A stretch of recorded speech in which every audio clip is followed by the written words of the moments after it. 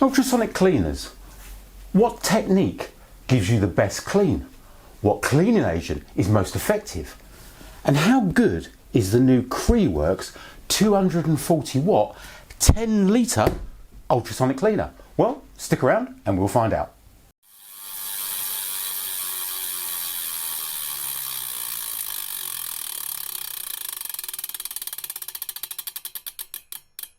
Welcome back to the channel. I'm John, the Ribble Valley Cyclist. Now, as regular viewers of my channel will know, I've done a few videos on ultrasonic cleaners. How good are they and how effective are they at cleaning the more delicate parts of your bike? Now, if you check those videos, they're filled with comments of people asking additional questions and other people giving recommendations. So in this video, I'm going to get all that information and try it all out using the contents of this box.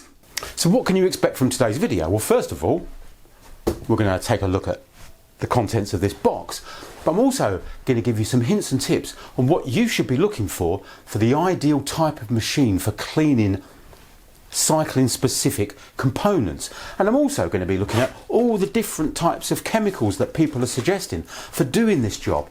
And what about all those other little tricks and tips that people are suggesting to get the perfect clean? Well, I'm going to get all of this information, bring it together and attempt to clean some disgustingly greasy and snotty bike components. First off, I'm going to assume you know what an ultrasonic cleaner is and what it does. I've got a bit of a concern that this video is going to be a bit too long anyway, so I'm going to try and cut things down and I won't bang on about that. So the machine I'm going to be using today has been supplied to us by CREWORKS.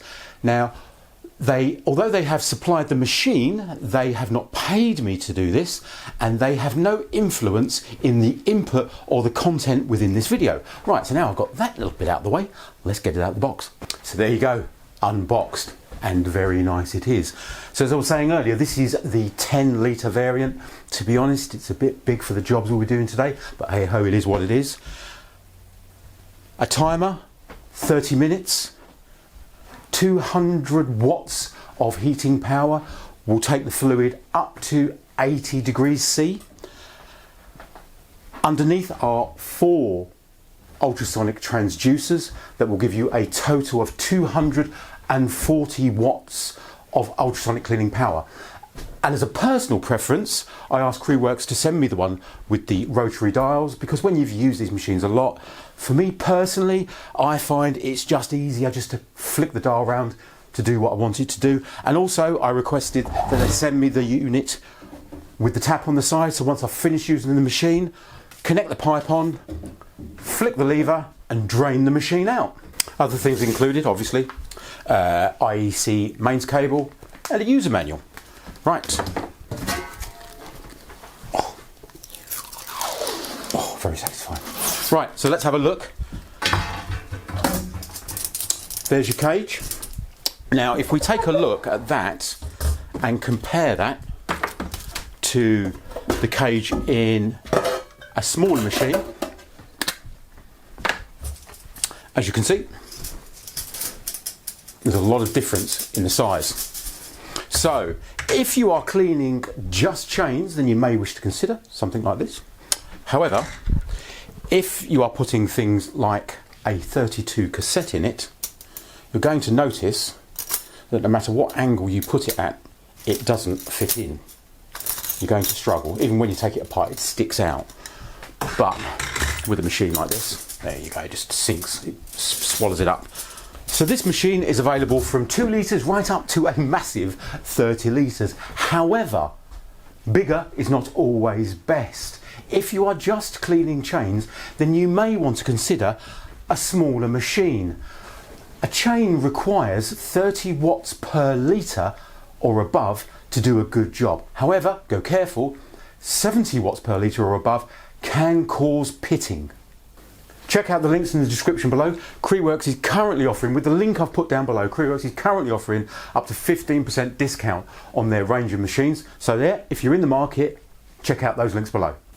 Now, this technology comes with a word of caution. If you use powerful degreaser chemicals or an ultrasonic cleaner independently on delicate bike parts, As long as you're sensible and clean them off quickly, you should be absolutely fine.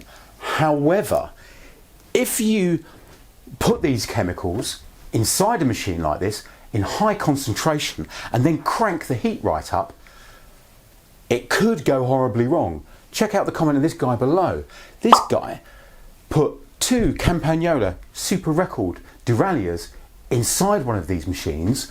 Those derailleurs were off a customer's bike, and it did go horribly wrong, and he paid the price quite literally. So because of that, my recommendation is err on the side of caution and only put bare metal components inside a machine like this. The cleaning products used in ultrasonic machines is a topic of infinite debate. You will hear everything from dishwasher tablets right up to sulfuric acid. Don't use sulfuric acid.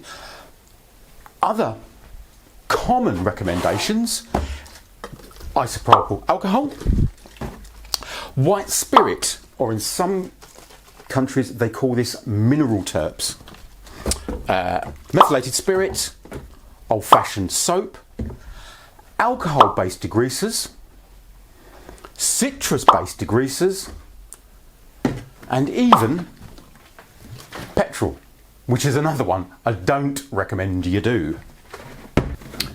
So, what techniques should you know about to get the best from one of these machines? So here are my top tips.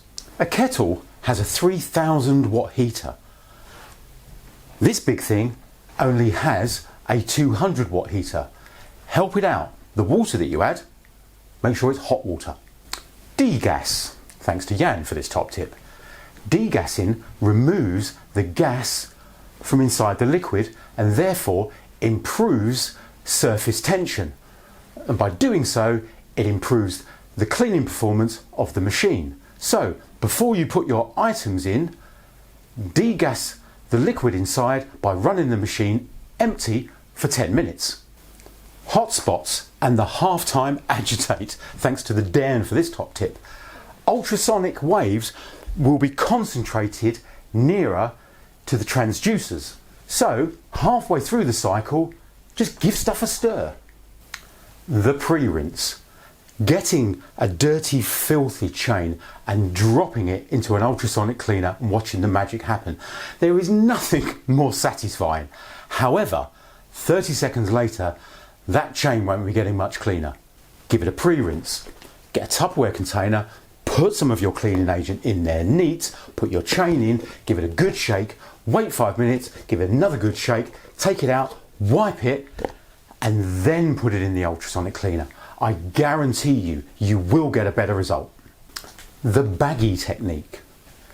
Get your cleaning product, put it inside the bag. You then get your component, put the component in the bag, and float the bag in just water in the machine. Therefore, you will use a lot less cleaning agent and you won't have to deal with a filthy machine. Now, if you're finding this content useful, do me a massive favour and hit that like button. It makes such a difference to the channel. And if bike maintenance and care is your thing, then why not hit the subscribe and the bell icon, and then you'll get notified every time I upload a video. Right, so let's crack on with that thing. So in front of me here, I have 3 very dirty chains and 2 cassettes. There is technically a third cassette, but it has a carbon fibre polymer reinforced spider, so I am not putting it inside an ultrasonic cleaner. I don't care what people say. You know what? I'll wash it by hand. So the first cassette and chain, we will be using the much spoken about no nonsense heavy duty degreaser. Now this degreaser is the own brand product of a company based here in the UK called Screwfix. It is an alcohol based degreaser. Now the manufacturer's or the retailer's website actually specifies for bike chain cleaning a 1-to-1 mix. That's 5 litres and it cost £13. That's a 10 litre machine. That's going to be very, very expensive. I'll do a 50-50 degreaser hot water mix on that one.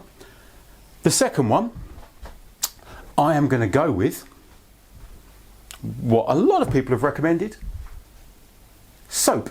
In this case, washing up liquid. I have no idea how much washing up liquid to put in there. I'll just sort of go with the I'm doing the washing up technique and just squirt quite a bit in, and I hope it doesn't foam over. The third one, the chain, I am going to be going with the white spirit and bag technique. I will fill the bag right up with white spirit, drop the chain in, and then float it in the tank. So I mentioned earlier that best practice is to use a pre-rinse. However, in order to work out how effective these three methods are on their own, I won't be using a pre-rinse this time. However, to get the perfect clean deep into the chain, you should use a pre-rinse.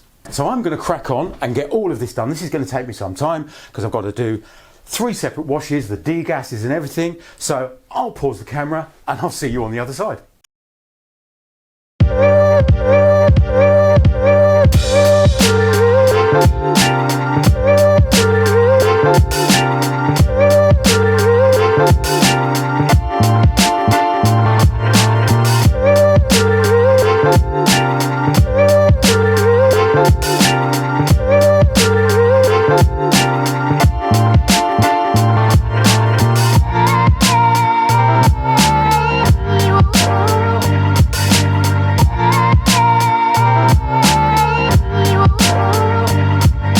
Right, so a few hours have passed and everything is all done. And the first thing I'm going to look at is the machine itself. How did the machine do? I am blown away by the performance of that machine. Compared to my old machine, the difference in cleaning performance, I can't stress it enough. It's night and day, the difference. I've had that machine for 3 years. It's not as if this machine's worn out. That smaller machine has never done what that new machine has just done. With the old machine, you'd put a cassette in it and you'd find like little bits of black snot in the corners that you'd have to dig out with a brush or a small screwdriver or something. And it was the same with chains. The chains had come out relatively clean, but you would always find little bits in the corners that you'd need to dig out. Not with this machine. With that, using the right setup, which we're going to get to, that thing has just left that old machine in the dark ages. Okay, so now let's look at those cleaning methods and the results. But before we do that, I want to hear from you. What cleaning methods do you use? Have you used these cleaning methods? Have you had the same result, or are you getting a different result? Or are you doing something a little bit different to what I've done here? So all 3 cleans had exactly the same setting on the machine. A 10-minute degas, 60 Celsius temperature on the fluid, and a 20-minute cycle with a sort of a shake agitation halfway through.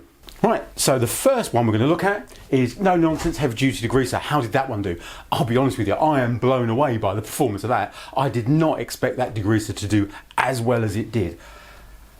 At the halfway point, I lifted the basket out to give it a shake, and I looked at the components, I looked at the chain and the cassette, and thought, that is so clean, there is no point in me carrying on here. You won't get that any cleaner. I did drop it back in, and then like 30 seconds later, I thought, there's no point. And I turned the machine off at the wall and fished it all out, and it is sparkling clean. Both the cassette and the chain, you will not get them any cleaner. I've done a close-up for you, but it's absolutely, I've never seen a clean, and that fluid combined with that machine, I've never ever seen a performance like it. This machine has never ever been able to do that. And I also suspect, as I was mentioning earlier, I did a 50-50 mix in it. I reckon I could do a 10-to-1 mix and get as good result. That degreaser is that good. Right, okay, so let's have a look at the next one. Right, so the next one, household detergent, or to give it its normal name, soap. Well, just take a look at the close-ups in the video. The performance is really, really bad. It's just as bad as when it went in. Now, I gave it, as with all of them, full degas, 60C, and full 20 minutes with a shake halfway through. And it's probably just as bad as when it went in.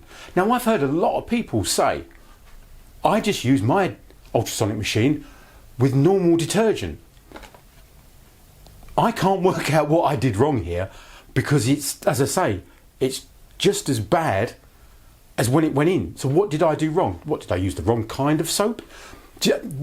Genuinely, if someone can tell me what I did wrong, because there are so many people saying they've used soap and it's brilliant and it works, I thought this was going to be, oh brilliant, this could be really, really cheap. I'll be able to use my machine with just soap. No, because it's come out just as bad as when it went in. If you know what I've done wrong, as I say, 10-minute degas, 60 Celsius, full 20 minutes with a shake halfway through, and it's come out just as bad as when it went in. If you know what I've done wrong, put a comment below and please explain to me, because I would love to know where I went wrong with this one. So the next one is the bag with the cleaning agent inside it technique. Now, I really wanted this to work because I love these kind of creative ideas. The problem is it produced a thick black goop so dense and dark it makes a pint of Guinness look positively transparent. Now, I think potentially with enough faffing around, you could make this system work. You would definitely have to do the pre-rinse idea at least once, possibly twice. But without doubt, you would definitely have to do the bag thing twice. Which then poses the question, what's the point in trying to do this simpler idea to make your life easier? Because if you have to do all of that, isn't it making your life harder? And aren't you better off just chucking the chain in the machine? Or once again, have I got this one wrong as well? If you've made this system work in a different way to me, stick a comment below because I'd like to hear about it. So it would seem that the best way to clean a cassette or a chain in an ultrasonic cleaner is still to use good old-fashioned degreaser and water. What do you think? Now, as a little sneak peek heads up, I might be testing some new bike tech. So keep your eyes open for that one. Now, if bike chain maintenance is your thing, then you should check that video up there. And if you have a headset replacement on your to-do list, you really should watch that one down there because it's got some good stuff on it. Thanks for watching. Till next time.